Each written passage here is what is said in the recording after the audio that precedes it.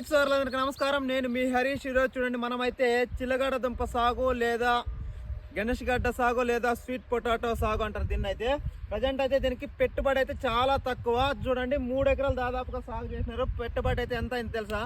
Present అయితే పెట్టుబడి దాదాపు తక్కువలో, అంటే వ్యవసాయం సేద్యం చేసిండేది మరియు పైరు నాటిండేది ఇవన్నీ కలుపుకొని ఒక 20,000తో పెట్టుబడి అయితే పెట్టిన రైతు అయితే, ఇంతకుముందు ఈ పంట తీసిన రైతు అయితే దాదాపుగా 3 లక్షలు, 3 ఎకరాలకు 3 లక్షలు ఆదాయం అయితే వచ్చింది.